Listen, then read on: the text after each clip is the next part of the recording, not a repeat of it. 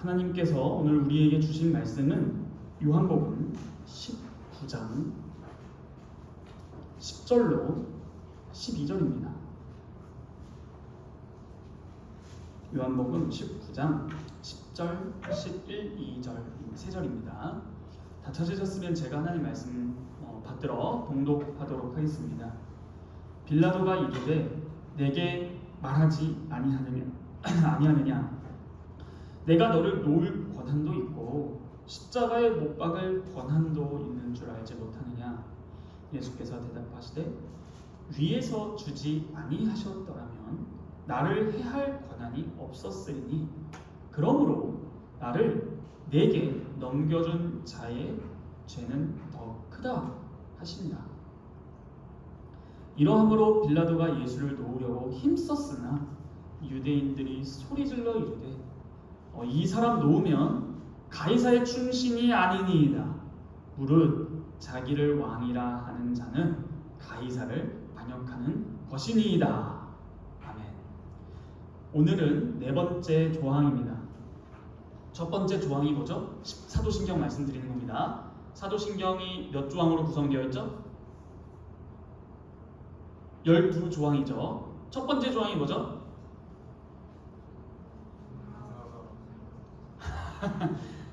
자, 우리 청년부에서는 필살기 금지입니다. 라면 다른 사람이 해주겠거니 없어요. 자, 전능하사 천지를 만드신 하나님 아버지를 믿습니다. 첫 번째 조항이죠. 두 번째 조항은 뭐예요? 그 외아들 우리 주 예수 그리스도를 믿습니다. 세 번째는요? 성령으로 잉태하사 동정녀 마리아에게 나셨습니다. 그리고 오늘 배울 네 번째 조항이 뭐예요? 본디오 빌라도 고난 십자가입니다. 자, 제가 드린 유인물 한번 함께 쭉 읽어보도록 하겠습니다. 제15주일 하이델베르크 요리문답 37, 8, 9문입니다. 37문. 고난을 받으사 라는 말로 당신은 무엇을 고백합니까? 답. 예수는 이 세상에 사셨던 모든 기간에 특히 인생의 마지막 시기에 모든 인류의 인생에 대한 하나님의 지시를 자신의 몸과 영혼에 주신 것이었습니다. 그분은 유일한 목적으로 고난을 당함으로써 우리의 몸과 영혼을 영원한 저주로부터 구원하셨고 우리를 위해 하나님의 은혜와 의와 영원한 생명을 얻으셨습니다. 38문. 그분은 왜 재판장 본디오 빌라도 아래에서 고난을 받으셨습니까? 답. 그리스도는 죄가 없지만 세상의 재판장에게 정죄를 받으셨으며 이로써 우리에게 임할 하나님의 주권하신 심판에서 우리를 구원하셨습니다. 39문. 그리스도께서 십자가에 못 박히심은 달리 돌아가신 것보다 특별한 의미가 있습니까? 답. 그렇습니다. 십자가에 달린 자는 하나님께 저주를 받은 자이므로 그가 십자가에 달리심은 내게 임한 저주를 대신받은 것이라 저는 확신하였습니다. 네, 좋습니다. 오늘 이 개념을 토대로 네 번째 조항 본디오 빌라도 고난 십자가를 배워보도록 할 것입니다. 37문, 8문, 9문의 논리대로 고난, 본디오 빌라도 십자가 순서대로 배울 것입니다. 여러분, 사도신경을 고백하실 때에 사람이 2명 나옵니다. 예수님 잠시 제외하고요. 누굴까요? 본디오 빌라도 마리아입니다. 마리아가 세 번째 조항에 나오고 네 번째 조항에 본디오 빌라도가 나오죠. 이 본디오가 뭐냐면 그 당시 로마 지역입니다. 그 지역 총독 빌라도라는 것입니다. 본디오라는 말이 그런 뜻이에요. 마치 한국어로 페르시아 번역할 때 막 바사 이렇게 번역하듯이 본디오라는 것은 그 폰투스였나요? 하여튼 그쪽 지역의 사람 총독 이렇게 이해하시면 좋겠습니다. 자, 여튼 성경은 사도신경은 두 인물이 나오는데 이 두 인물이 나오는 두 가지 이유를 조금 살펴보고 진행하도록 하시죠. 사도신경에 이 두 인물이 나오는 것은 첫째, 기독교는 역사적인 종교다라는 거예요. 종교는 역사적인 종교다라는 것과 아닌 것은 차이가 큽니다. 역사적이냐 아니냐. 실제로 기독교는 역사 속에서 일어난 일이에요. 그러니까 이 역사라는 것은요, 여러분들이 거부해도 안 믿어도 상관없어요. 객관적이기 때문에 그렇습니다. 주관적인 믿음이 없어도 기독교는 역사 속에서, 즉 객관적 팩트로 일어난 실제적인 사건을 다룸을 이 두 인물을 통해서 볼 수 있습니다. 역사 속에서 진행된다.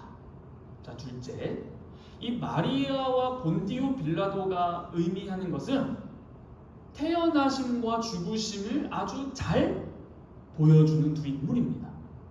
그렇죠? 태어나심과 죽으심입니다. 그런데 이러한 개념으로 사도신경을 보면 희한한 게 하나 있어요. 많이 생략했습니다. 무엇을요? 예수님의 태어나심과 죽으심 사이의 일들이 사도신경에는 없어요. 그렇죠? 이것은 예수의 중간 활동을 부정하거나 생략한다는 의미가 아니라 예수님의 생애 처음과 마지막 이야기를 통해서 전체를 고백한다라는 뜻입니다. 37문을 보시면 사도신경 이 네 번째 조항 고난을 해석할 때 예수의 생애를 포함해서 가르치고 있습니다. 37문 처음 보시면 그리스도는 이 세상에 사셨던 모든 기간에, 특히 생애 마지막 시기에, 이런 식으로 해석을 하고 있습니다. 예수님의 모든 시간을 말하면서도 생애의 마지막, 특히 십자가 사건을 이 고난, 37문 고난의 핵심 의미로 가르치는 것입니다. 이렇게 함으로써 무엇을 말해주는가 하니 예수님의 태어나심과 예수님의 죽으심, 곧 이 세상에 사셨던 모든 기간은, 예수의 삶 전체는 십자가로 향하는 것이다 라는 것을 알려줍니다. 예수님의 생애는 십자가로 향한다 라는 것을 사도신경에서 우리가 고백하는 거예요. 생애의 모든 시기라고 표현할 수 있겠습니다. 이 세상에 사셨던 모든 기간을 생애의 모든 시기. 이 말은 곧 우리가 저번 주에 성령으로 잉태되사라는 걸 함으로써 예수님이 요람부터 무덤까지 책임이 아니라 잉태부터 무덤까지라고 말해드렸습니다. 이 차이는 어마어마한 거예요. 그러므로 여기서 유아세례도 나오기도 합니다. 그러나 지금 유아세례 시간이 아니니까요. 나아가면 예수님은 십자가로 가시는데 미리 말씀드리면 그 십자가는 지금 고난, 본디오 빌라도 십자가의 의미를 차근차근 배워 나아가는데 결국 이 십자가는 하나님의 진노의 대표적인 상징입니다. 자, 그렇다면 예수님이 이 땅에 태어나셨을 때부터, 즉 이 세상에 사셨던 모든 기간이라는 말은 이 땅에 태어나셨을 때부터 무엇을 지셨다?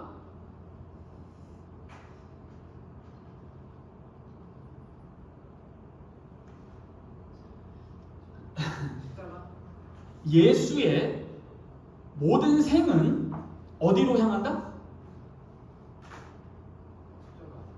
십자가입니다. 근데 이 십자가는 제가 나눠드린 유인물 답 세 번째 줄에 보면 뭐를 짊어지고 가는 거예요?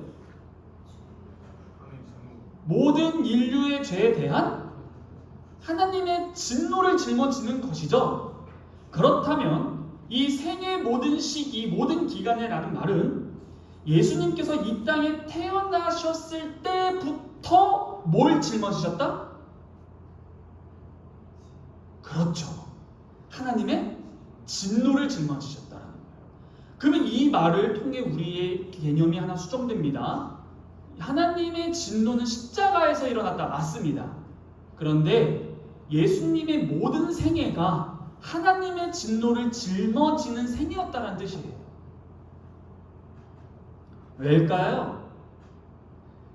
애초에 사람의 몸을 입고 율법 아래 태어나신 것 자체가 하나님의 진노 아래로 들어오는 일입니다. 이게 굉장히 중요해요. 일단 이거에 대해서 깊이 설명하기보단 넘어갑니다. 핵심만 기억하시면 돼요.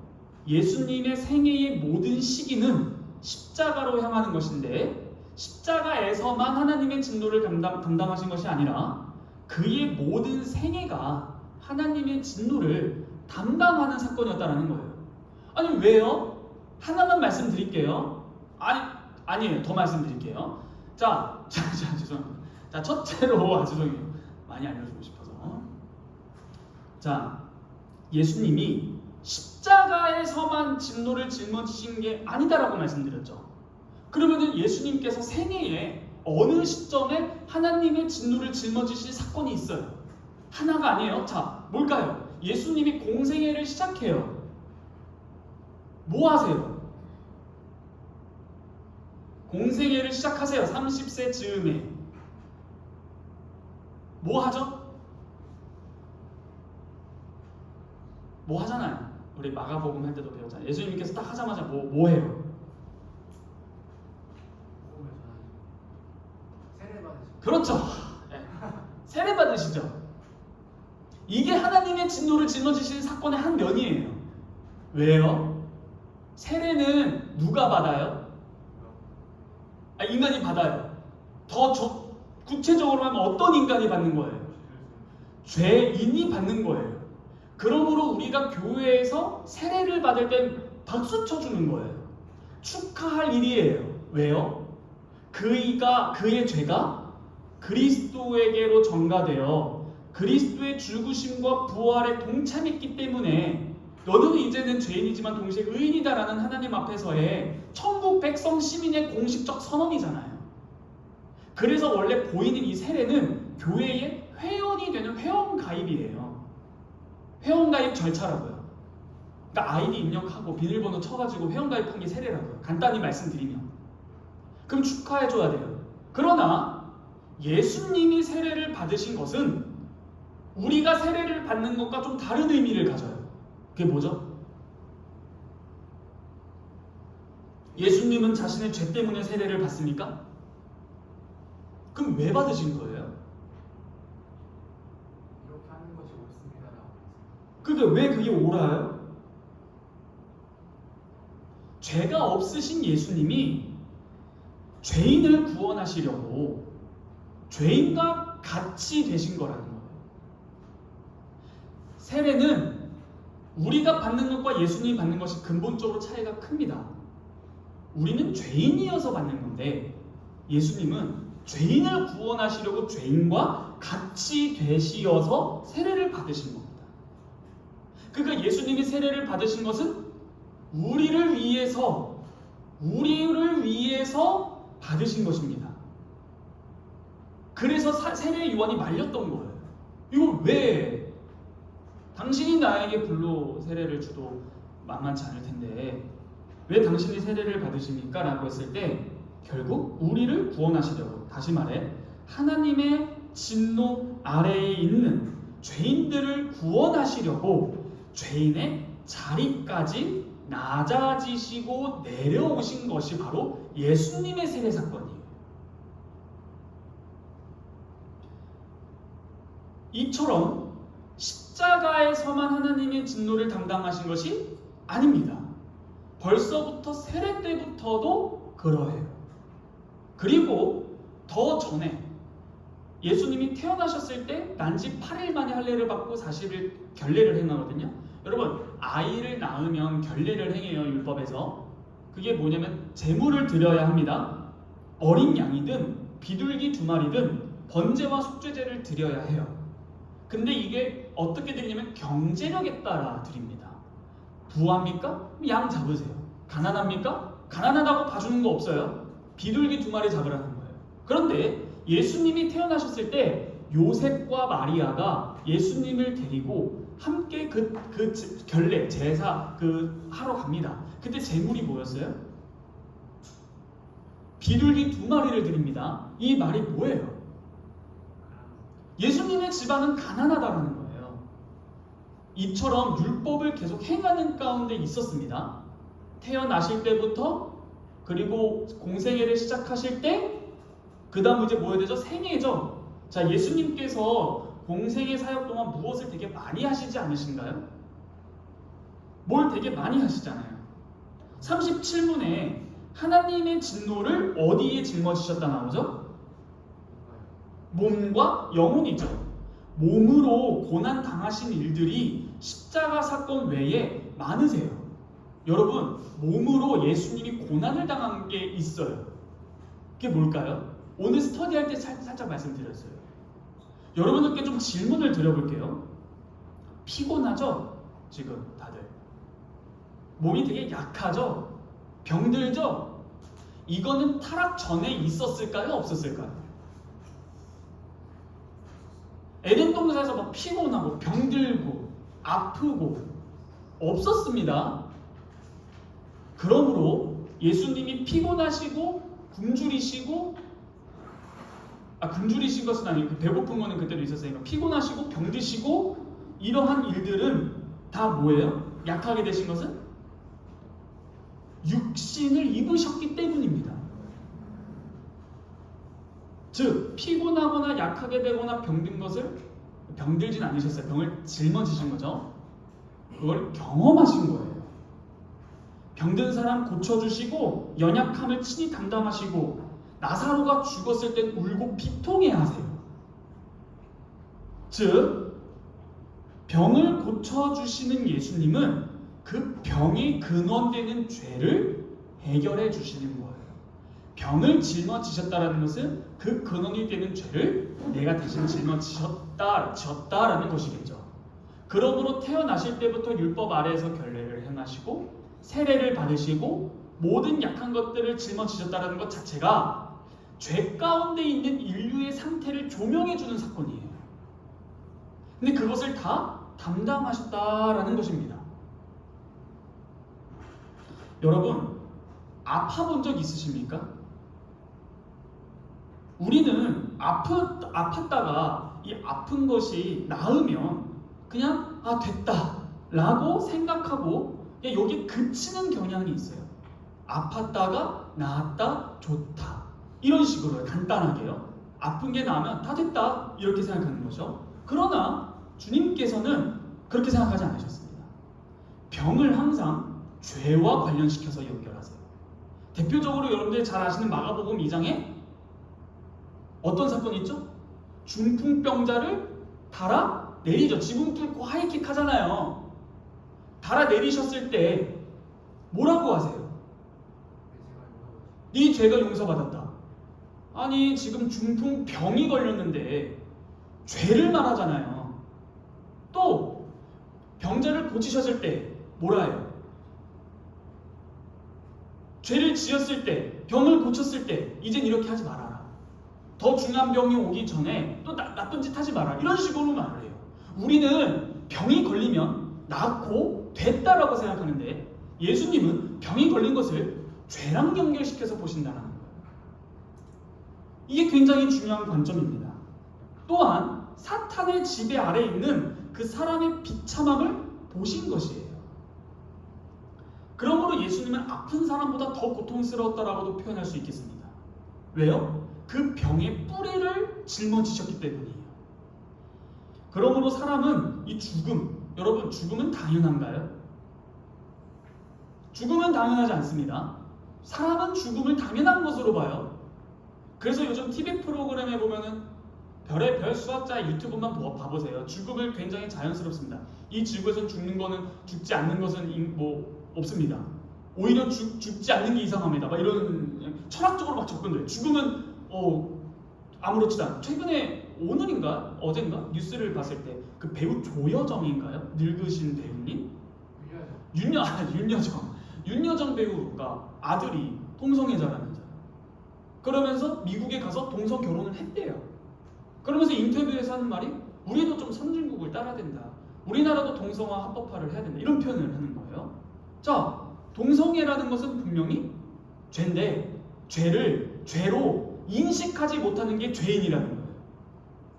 그러니까 어떤 사건을 보더라도 우리가 기독교적인 세계관으로 본다는 것은 병들었다 나았다 이게 아니라 왜 병이 있지? 라고 했을 때 항상 그 근원된 에덴 동산에는 병이 없었어요. 그러므로 이 병듦을 예수님이 치유해 주시고 그 병든 자를 내가 짊어졌다라는 것은 그냥 감기를 짊어졌다 이런 차원이 아니라 그 뿌리가 되는 죄를 내가 짊어졌다라는 거예요. 그러므로 그게 뭐예요? 하나님의 진노는 죄에 따라옵니다. 그러므로 그분의 태어나심부터 이렇게 죄를 지으신 거예요. 한마디로 정리하면 십자가에서만 죄를 하나님의 진노를 짊어지신 것이 아니라 오늘 37문 문답처럼 이 세상에 사셨던 모든 기간, 생의 모든 기간에 하나님의 진노를 짊어지셨다라는 것이 우리가 고난을 받으사라는 고백에 담긴 의미입니다. 자, 특히 생의 마지막 시기예요. 이 십자가의 형벌이에요. 이 십자가의 형벌은 그 형벌을 집행했던 옆에 있던 군인보다 그리고 그 주위에 둘러싼 어느 누구보다 예수님은 이 십자가 형벌의 깊이를 누구보다 잘 아셨어요. 그래서 십자가를 지기 전에 주님께 3번이나 기도합니다. 제발 이 잔을 내게서 거두소서. 너무 두려운 거예요. 이 성자 하나님이 성부 하나님으로부터 버림받는 것이 얼마나 큰 고통인 것을 아셨던 거예요. 나의 사랑하는 아버지가 나에게 얼굴의 빛을 날마다 비추셔야 하는데 그 얼굴을 싹 돌린 거예요. 그러니까 헤어져, 이혼해 이런 느낌인 거예요. 그렇게 사랑했던 그 성부와 성자의 관계가 끊어지는 고통이 단순히 내 손에 못 박히고 이런 것 차원이 아니에요. 항상 로마 교회나 패션 오브 크라이스트의 장점도 있지만 단점이 뭐냐면 예수의 죽음을 육체적 죽음으로만 한정시킨 것이 굉장히 비판받아야 될 점입니다. 육체적 고통, 얼마나 아프셨을까? 이게 대부분 설교예요. 얼마나 아프셨을까? 그래서 눈물을 짜냅니다. 나 대신 저 너무 잔인해. 근데 내가 저렇게 맞아야 되는데 나 대신 맞으셨네? 이런 식으로 육체적 고통에 한정시켜서 하는데 그렇지 않습니다. 분명히 요리문답은 우리의 몸과 영혼을 영원한 저주로부터 라고 나오고 있습니다. 좀 이따가 추가적으로 좀 더 자세히 설명해 드리겠지만 예수님의 십자가 사건 정오부터 오후 3시까지 해가 빛을 잃습니다. 정확하게 하나님의 얼굴빛을 예수님으로부터 돌리신 사건이에요. 그때 어마어마한 저주가 떨어집니다. 그러므로 생의 모든 기간 동안 하나님의 진노를 짊어지셨지만 특히 뭐라 나오죠? 생의 마지막 시기인 십자가에서 하나님의 진노를 다 담당하십니다. 여러분, 하나님의 진노를 만족시켰다라고 할 때 꼭 옆에 써놓든가 머리에 문신을 하시든가 기억하십시오. 하나님의 진노를 담당했다 했을 때 4글자 기억하셔야 돼요. 하나님의 진노 했을 때 뭐가 바로 나냐면 화목제물이에요. 화목제물. 이게 화목제물이란 뭐냐 하면 하나님의 노여움을 풀기 위하여 드리는 제물이에요. 즉 하나님의 의와 진노를 만족시킬 제물이 화목제물이에요. 자, 여기서 중요한 것이 있습니다. 오늘날 시대는요, 이 화목제물이라는 말을 싫어합니다. 왜일까요? 진노하시는 신은 종교사학파적 관점으로 봤을 때 매우 원시적인 신이다라는 개념 때문에 그래요. 진노하는 신은 현대적이랑 맞지 않아요. 진노하는 신은 원시적이에요. 근데 방금 화목제물이 뭐라고요? 하나님의 의와 진노를 만족시키는 것이다 라고 했죠. 그러므로 이 기독교적 화목제물이라는 말을 오늘날 굉장히 싫어합니다. 왜요? 제물을 받고 진노를 푸는 신은 너무 원시적이지 않냐라는 거예요. 그렇죠? 그러면 무슨 신이 좋은 거예요?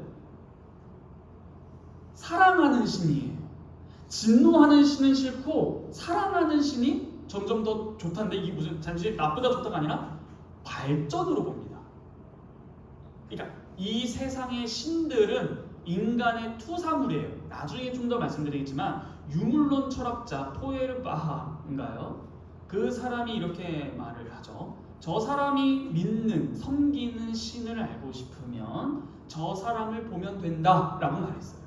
유물론 철학자가 이 말을 한 이유는 그의 신개념은 신이란 인간이 바라는 것에 대한 투사물이다라고 생각했기 때문에 그가 섬기는 신을 알고 싶으면 그를 보면 된다라고 말을 했던 거예요.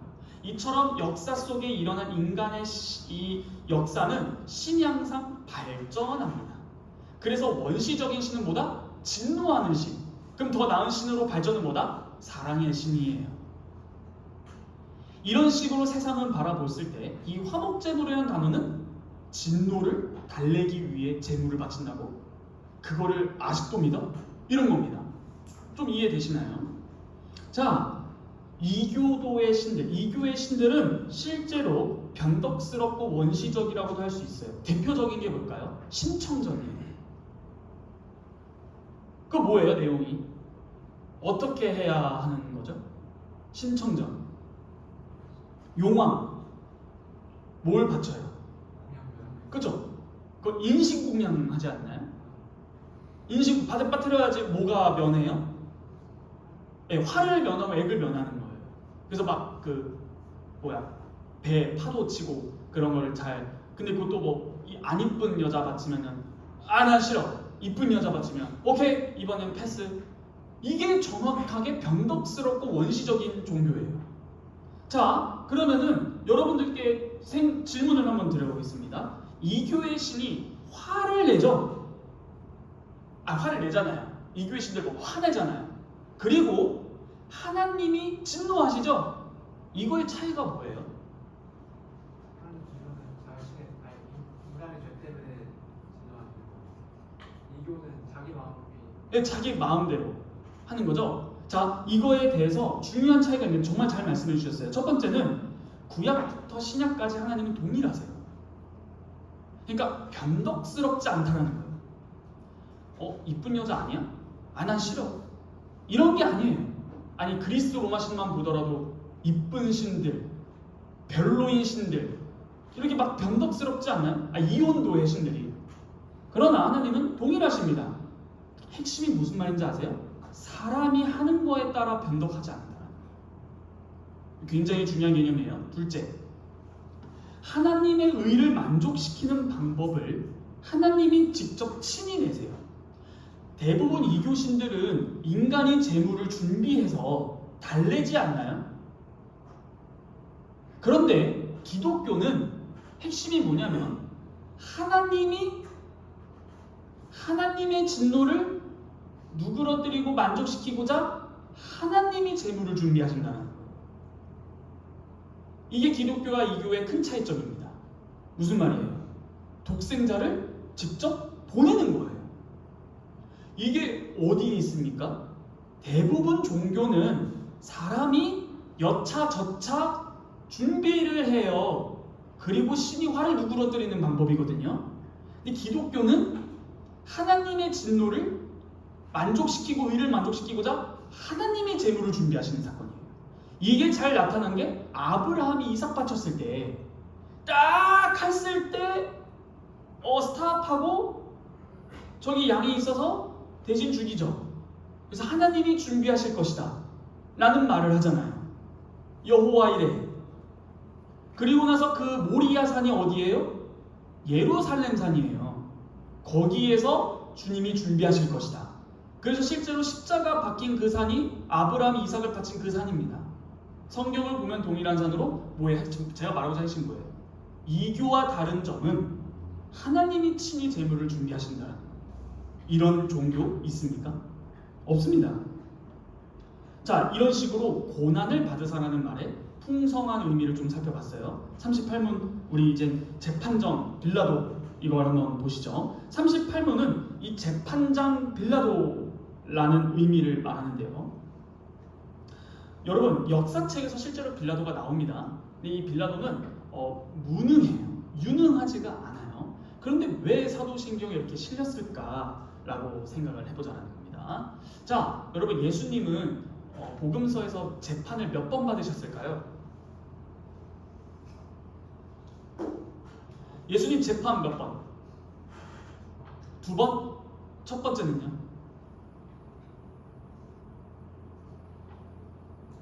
밤에 유대인 공회에 끌려가지 않으십니까? 그래서 한 번. 그 다음 또 어디로 끌려가세요? 빌라도 법정. 두 번이 맞아요. 그러니까 예수님은 두 가지 재판을 받으세요. 그런데 스데반이 죽을 때 어떻게 죽어요? 돌 맞아서 죽죠. 근데 예수님은 십자가 형벌로 죽어요. 이 의미가 뭐냐라는 겁니다. 자, 좀 더 살펴보죠. 38문 본디오 빌라도에게 대해서 방금 말씀드린 것을 잘 말해줍니다. 정답이 두 개가 있어요. 즉 십자가 형벌로 죽은 의미와 빌라도 사건이에요. 자, 38문 답을 보시면 첫째, 죄가 없으신 그분이 세상의 재판장에게가 되게 중요해요. 세상의 재판장에게 뭘 받았다? 정죄를 받았다가 첫 번째. 자, 두 번째는 뭐예요? 우리가 하나님의 준엄한 심판에서 구원을 받았다. 이게 본디오 빌라도에게 고난을 받으사에서 본디오 빌라도, 재판장 빌라도라는 말의 의미예요. 자, 기억해야 됩니다. 첫째가 뭐다? 세상의 재판장에게 정죄받았다. 둘째, 우리가 하나님의 그 준엄한 심판에서 구원받았다. 이게 본디오 빌라도의 의미예요. 자, 그럼 풀어가 보죠. 여러분, 재판정에서, 이 세상에서도요, 재판정에서 죄 판결을 다 받고 형벌을 다 받아요. 그러면 그 사람이 또 다시 재판받는 일이 있을까요? 없을까요? 없어요. 이걸 뭐라냐면 일사부재리 원칙입니다. 여러분, 일사부재리 원칙이에요. 이 논리가 38문이에요. 자, 이사부재리 원칙이란 뭐예요? 어떤 사람이 판결받고 그 판결에 따른 형벌을 다 받으면 또 다시 재판에 서지 않는다. 이게 일사부재리 원칙이에요. 세상의 원칙입니다. 이 논리가 38문이라고요. 자, 읽어볼까요? 죄 없으신 그분이 세상의 재판정에서 정죄를 받고 형벌을 다 담당하셨어요. 그 결과 뭐예요? 하나님의 준엄한 심판에서 우리는 구원을 받습니다. 정확히 더 말씀드릴게요. 빌라도에게 예수님께서 정죄를 받으신 것은 하나님께서 빌라도의 입을 통해 예수를 심판했다라는 거예요. 하나님이 예수를 정죄하고 그의 무한한 진노의 형을 다 받고 살게 하셨기 때문에 고로 우리는 하나님의 재판정에서 재판을 받을 필요가 없다라는 거예요. 이게 바로 재판장 빌라도입니다. 지금 그 뭐예요? 세상 재판정과 하나님의 재판정을 어떻게 하는 거예요? 긴밀히 연결시키는 겁니다. 이게 굉장히 중요해요. 한마디로 하나님의 재판정과 세상 재판정은 같아요. 이게 되게 놀라운 거예요. 이게 사도신경의 본디오 빌라도의 의미입니다. 본디오 빌라도가 한 일은 뭐예요? 세상 재판정이에요. 재판자예요.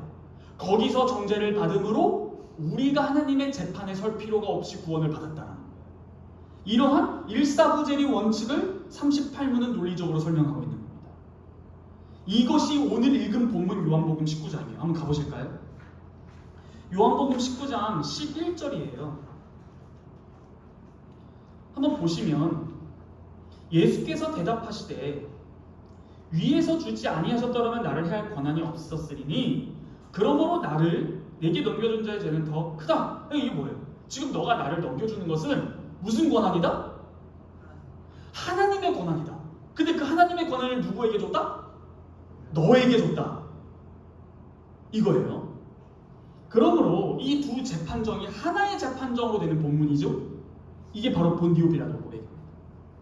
굉장히 중요하죠. 한마디로 예수께 사형 언도를 내리는 그 일이 사실 하나님께서 위에서 주신 권세 때문에 너가 나한테 그런 사형 언도를 하는 거고, 하나님께서 빌라도를 통하여 세상 죄를 짊어진 나를, 예수님을 공적으로, 공식적으로 재판하신다라는 거예요. 그러니까 지금 이 세상 재판정을 통해서 예수님을 정죄하는 것은 무슨 재판정이에요? 하나님의 재판정이에요. 이거 되게 중요합니다. 빌라도가 예수께 유죄 판결을 내려요. 근데 그 배후에 누가 있는 거예요? 하나님께서 계시는 거예요. 쉽게 말해서 하나님이 권세를 주세요. 그래서 그 빌라도를 통하여 인류의 모든 죄를 짊어지신 예수를 사적이 아닌 공적으로 심판해버리는 겁니다. 재판정에서. 세상의 재판장도 하나님의 사자입니다. 여러분 로마서 읽어보시면 아시죠? 하나님이 칼의 권세를 누구에게 줘요? 정부에게 줍니다. 실제로 이 세상 정부는 하나님이 세우신 국가기관이에요. 이게 실제로 성경이 말을 하는 거예요. 그래서 세상을 통하여 경찰력, 공권력, 정부를 통하여 세상을 유지 보존하시는 하나님의 도구들이에요. 그래서 하나님이 칼의 권세를 정부에게 주어서 사형을 내리는 것도 하나님의 심판입니다. 왜요? 그 사형을 이 세상에서 받는 이유는 명백한 흉악한 죄인들이잖아요. 그러므로 그들은 살아있을 필요가 없다. 죽임을 선언하는 건데 정부를 통하여 하나님께서. 이런 개념입니다. 자, 그러므로 이 세상 재판장도 하나님의 사자이므로 이렇게 그리스도께서 세상 재판장 빌라도에게 고난을 받으신 것은 세상 재판장을 통하여 궁극적으로 하나님께서 사형 판결을 내리신 것이다. 그러므로 일사부재리 원칙에 의거하여 우리는 하나님의 준엄한 심판에서 구원을 받는 소망이 생긴다. 여러분 잘 기억하세요. 이런 말 들어보셨나요? 구원의 소망, 구원의 확신? 여러분 당신은 구원의 확신이 있으십니까? 이런 걸로 협박 많이 하는데 구원의 확신은 어디서 찾는 거예요? 내 속을 아무리 들여다보면은 들여다볼수록 구원의 확신은 없습니다. 아닌가요? 어제도 죄 지었잖아요. 우리 속을 들여다볼수록 우린 구원의 확신이 없어요. 그럼 구원의 확신은 어디서 찾는 거예요? 이게 바로 객관적 역사적 사실, 라틴어로 구속 역사, 히스토리아 살루티스. 하나님이 행하신 일이 우리의 구원의 근거가 되는 것이고 그분 자체를 우리에게 주심이 우리의 구원이지 내가 믿었다, 내 믿음이 어떻다. 여러분 미리 말씀드릴게요. 소개팅 다들 하실 거죠? 자만추든 뭐든 크리스찬 데이트 어플 쓰든 뭐든 근데 만나면 무슨 얘기예요? 기독교인들께 당신의 구원의 믿음의 그러한 믿게 된 경위를 막 설명하죠. 아 저는 어릴 때에서 배반했다가 어땠다가 저쨌다가 왔다 갔다. 근데 믿음은 그게 아니에요. 잘 기억하세요. 찐 기독교인 찾기 프로젝트 알려드립니다. 아 저는 이런 신앙생활을 했어요. 당신의 신앙생활은 어때요? 여러분 그 사람 신앙생활로 그 사람의 구원을 혹시 못해요. 이거 물어보시면 돼요. 당신이 믿는 내용이 뭡니까? 나는 이러한 생활의 믿음의 생활을 해왔어요. 모태신앙이었고요. 봉사했고 찬양팀, 임원, 회장, 청년부 했다가 졸업했어요. 이게 그 사람의 구원의 확신을 얻을 수 없어요. 그럼 뭘 물어봐요? 그거 말고 믿는 내용이 뭐냐고. 그게 구원의 확신이에요. 정확히 말씀드릴게요. 당신은 뭘 믿습니까? 당신의 믿음 생활 말고 믿는 내용이에요. 이게 되죠. 일사부재리 원칙이에요. 그가 세상 재판적, 즉 하나님의 대리 통치자인 칼의 권세를 준 그 빌라도에게 동일한 재판정에서 심판을 받으심으로 우리는 하나님 앞에서 구원을 얻습니다. 이게 구원의 확신이지 내 신앙생활 경력, 그래서 어쩌라는 건지 그게 구원의 확신이 안 돼요. 그리고 여러분들도 여러분들의 속을 들여다봤자 구원의 확신 못 누릴 겁니다. 죄만 보이니까요. 여기까지 하시죠. 자, 이게 바로 본디오 빌라도의 의미입니다. 일사부재리 원칙이에요. 그렇죠? 요한복음 19장 11절. 두 재판정이 하나의 재판정이다. 그렇죠? 그런데 여기서 예수님을 향해서 빌라도가 사형 판결을 내리죠. 그런데 놀랍게도 빌라도는 예수를 십자가에 넘겨주는 판결을 하면서 동시에 또 하나의 판결을 내려요. 그게 뭘까요? 아니, 예수님을 십자가에 넘겨라! 사형 언도 판결 내렸죠? 근데 역사 속에서 없는 전무후무한 두 가지 판결을 같이 내려요. 예수님한테. 빌라도는 예수님에게 사형 언도를 내린데 또 하나의 판결을 내는 걸까요? 볼까요? 손 터는 거? 그것도 있는데 나는 이 사람에게서 죄를 찾을 수 없었다. 그러니까 사형 언도를 내리거든요. 근데 무슨 판결을 또 내리는 거예요? 무죄입니다. 유죄와 무죄가 함께 선언되는 장소가 세상 재판정이었어요. 오, 이건 되게 놀라운 얘기예요. 그러면 이 유무죄 동시 판결이 가져다주는 의미가 뭔지를 알아야 되는 거예요. 뭘까요? 결론부터 말씀드리고 설명드릴게요. 그는 자기 죄 때문에 죽는 게 아니다. 와, 이게 우리의 아멘인 거예요. 소름 돋는 거예요. 아니, 나 때문에 죽으셨다라는 거예요. 단순히 세상에서 죽은 게 아니라 누구의 심판? 누구의 진노? 하나님의 진노. 내가 받아야 할 그 하나님의 진노를 그가 대신했는데 그가 진짜 죄인이어서가 아니라 죄가 없으십니다. 그러면 그는 왜 사형 판결을 받으신 거고 왜 십자가에 죽으신 거죠? 나 때문입니다. 이게 바로 유무죄 동시 판결의 의미예요. 자, 그리고 설명해 드릴게요. 이게 바로 유죄와 무죄를 동시에 판결되는 전무후무한 일이 일어나요. 2000년 전에 빌라도한테 죄가 없으시지만 십자가 판결을 받으신 것보다 죄의 이 죽음의 성격, 십자가 죽음의 성격을 잘 알려주는 거예요. 이게 바로 본질과 성격이에요. 본질이 뭐예요? 무죄한 예수예요. 성격이 뭐예요? 죽음이죠? 이 무슨 죽음이에요? 따라합시다. 이거 외워야 돼. 방금 뭘 같이 하나님의 진노면 뭘 같이 외워야 한다 했어요? 화목제물. 오케이. 자, 또 있어요. 뭘까요? 무죄한 예수가 유죄 판결을 받아요. 사형 판결. 그럼 그 죽음의 성격이 뭐예요? 따라합니다. 대속. 이겁니다. 대속이 뭐예요? 어렵죠? 대신 값을 치르는 거예요. 속죄. 나의 값을 대신 치른다. 이게 유무죄 판결입니다. 이런 사건이 어디 있어요? 없어요. 세상 어디에도 없는 놀라운 사건이 성경에 기록됩니다. 지금 여러분들이 착각하면 안 돼요. 뭘 착각하면 안 되냐면 본디오 빌라도에게 이 고백은 빌라도 걔 너무 우유부단해. 아니 지가 무죄 판결 내려놓고 사람 그 심리 군중 심리에 못 이겨가지고 선동에 못 이겨가지고 유죄 판결 사형 판결 내릴 어리석은 자라는 고백이 아니에요. 물론 어리석죠. 빌라도도 죄 있죠. 그러나 이 38문이나 사도신경에서 말하고 강조하는 것은 빌라도는 죄인이야가 아니에요. 그럼 뭐예요?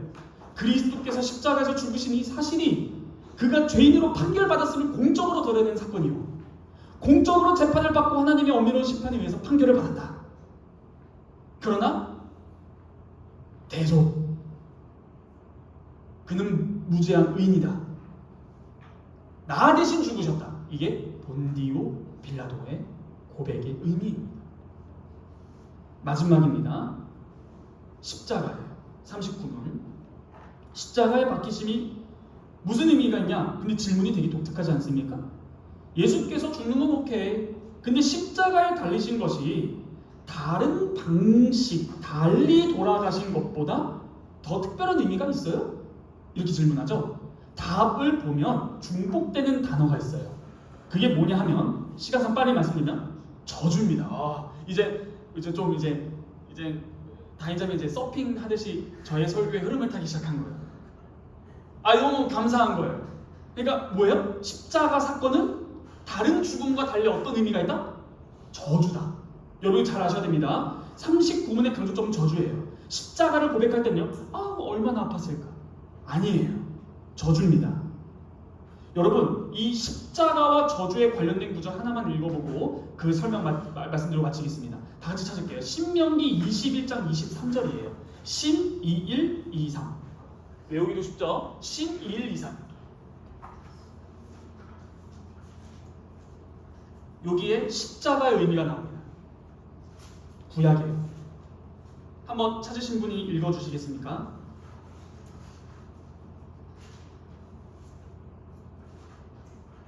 네, 찾으신 분 읽어주세요. 그 시체를 나무 위에 밤새도록 굽지 말고 그날에 장사하여 내 하나님 여호와께서 내게 기업으로 주시는 땅을 더럽히지 말라. 나무에 달린 자는 하나님께 저주를 받았습니다. 나무에 달린 자는 하나님께 저주받았죠? 근데 형제문제 방금 읽었을 때 맨 처음에 다시 한번 읽어요. 맨 처음. 그 시체를 나무 위에 밤새도록 오케이, 거기까지. 자, 여기서 뭐예요? 그 시체를 잊어. 이거예요. 이게 이상한 거예요. 나무에 다는 거는 생사람이에요, 시체예요? 시체예요. 왜 달아둘까요? 이런 겁니다. 잘 들어보세요. 잘 들어보세요. 이 죄에 대하여 저희는, 그러니까 시체, 사형 판결 받은 유대인 그 중범죄자, 뭐 우상숭배를 했건 하나님 일을 모독했건 부모를 모욕했건 여튼 돌로 쳐 죽었어요. 그래서 이렇게 말하는 겁니다. 이 죄에 대하여 저희는 사람으로서 형벌은 다 했습니다. 그러나 이 사람의 죽은 영혼에 대해서는 저희가 어떻게 형벌을 할 수가 없습니다. 하나님께서 이 사람의 영혼에 대해서도 좀 형벌을 해주십시오. 이 사람은 우리가 사는 이 땅에서도 있을 곳 없어서 성 밖으로 그냥 내쫓았습니다. 마찬가지로 하늘에서도 이 사람은 받아들일 곳이 없음을 하나님께서 나타내시고 하나님께서 친히 영혼에 대해서 심판하소서. 이 사람의 육신은 저희가 심판을 했으니 하나님께서 이 사람의 영혼에 대해서도 심판해 주십시오. 한마디로 뭐예요? 이 시체를 그냥 묻는 게 아니라 죽여놓고도 이 시체는 우리 땅에 있을 곳도 없다 해서 성 밖으로 빼내서 하나님께서 이 사람의 영혼도 아예 그냥 끝까지 진멸해버리소서 라는 마음으로 나무에 달아버려요. 2번 죽이는 거예요. 이런 개념으로 본다면 예수님이 십자가를 지고 성문 밖으로 나간 것은 이렇게 표현해볼까요? 오도 가도 갈 데 없다. 이 땅에서도 하늘에서도 버림받은 존재라는 거예요. 거처 없음입니다. 나무에 달아두어요. 하나님의 진노에 맡기기 위해서요. 이렇게 나무에 달린 사람은 저주를 받습니다. 땅에서도 하늘에서도 있을 곳은 없어요. 이게 바로 나무에 달린 사건이에요. 십자가는 뭐다? 하늘에서도 땅에서도 있을 곳 없는 하나님의 저주다. 이겁니다. 십자가에 달려 이런 저주를 받는 거예요. 죄인으로서 이 세상에서 가장 극악한 형벌을 받을 뿐 아니라 십자가에서 하나님의 저주를 받는 거예요. 땅에서도 하늘에서도 예수님을 거부한 사건이 3시간 동안 하나님이 그 광명의 얼굴의 빛을 예수께로부터 돌리죠. 어두워집니다. 그 예수는 부르짖죠. 나의 하나님 나의 하나님 어찌하여 나를 버리셨습니까? 땅에서도 들리고 하늘에서도 버리고 어디 가라는 겁니까? 이게 바로 극악한 십자가 형벌입니다. 이런 십자가에서 하나님의 진노를 대속 우리 대신에 다 받으심으로 우리의 죄를 다 용서하셨어요. 주께서 고난 가운데서도 순종하셨습니다. 이런 것을 통해서 우리가 하나님께 어떻게 순종해야 되는가를 잘 배울 수 있고 생생하게 가르쳐 주셨습니다. 그러므로 마지막 고난을 받으사 십자가에서 죽으시고라는 이 짧은 고백의 뜻이 굉장히 깊습니다. 3가지를 배웠어요. 고난, 본디오 빌라도, 십자가. 이 4번째 조항은 이러한 깊은 의미를 가지고 있어요. 우리는 우리의 죄가 하나님의 저주 아래 있다는 사실을 잘 인지가 안 되고 못합니다. 그렇기에 이 십자가의 의미의 깊이도 잘 모르는 거예요. 주님의 말씀은 이렇게 우리의 죄의 깊이를 알려주시는 것이고 구원의 깊이도 알려주시는 것입니다. 이것이 도대체 오늘날 우리에게 무슨 의미가 있는지 적용하고 마무리할게요. 여러분, 동정녀 탄생과 오늘 이 사건은 밀접한 관련을 맺는 한 가지가 있습니다. 그게 뭐냐면 생의 모든 기간입니다.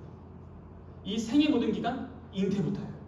자, 그런데 우리가 잉태부터 죽음까지, 무덤까지 예수 그리스도께서 우리의 모든 죄를 다 사해 주셨죠. 그러면 우리가 이 세상에서 살아가면서 당하는 고난은 뭘까요? 이거 되게 중요한 겁니다. 이게 성경에서 어떻게 표현하냐면 그리스도의 남은 고난에 참여함이라고 해요. 여러분 잘 보세요. 우리의 잉태됨부터 죽을 때까지 우리는 구속, 값을 지불하고 싸우다. 우리는 그리스도께서 자신의 몸값을 지불하심으로 우리를 사셨어요. 그러므로 우리의 모태부터 죽음까지 우리는 우리 것이 아니요 이제 우리를 사신 그리스도 것입니다 라는 거예요. 그러므로 우리가 이 세상을 살아가는 것은 그리스도의 것으로서 살아가는 거예요. 그렇죠? 그러다가 고난을 받아요. 그거는 뭐예요? 그리스도께서 우리를 사셔서 교회로 부르신 것인데 이러한 우리를 사신 안에서 당하는 고난은 그리스도의 남은 고난에 참여함이라. 이 의미입니다. 한마디로 말해서 예수님 믿고 예수님께서 이러셨어요. 예수님의 뜻대로만 살면 100% 아니 1000% 만프로 뭐 당한다? 고난 당한다. 그러니까 예수님의 제자는 고난을 죄송하지만 피할 길은 없습니다.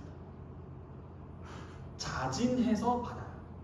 이게 바로 우리의 생을 다 감당하셨는데 우리는 왜 고난을 받는가? 이게 하나님의 진노의 저주가 아니라 그의 모든 일생을 우리의 삶에 구현함입니다. 기독교인은요 그리스도와 연합함이거든요. 그리스도인의 삶은요 그리스도의 삶을 나타낼 것입니다. 이게 그리스도와 그리스도인이에요.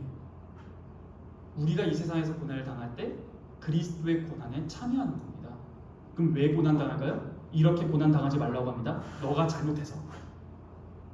이런 고난을 받지 말고 너가 정말 의롭게 하나님 뜻대로 사는데 고난을 받아? 그럼 뭐라 해요 성경은? 기뻐하라.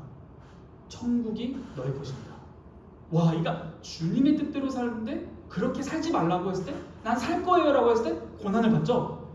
그랬을 때 기뻐하라고 합니다.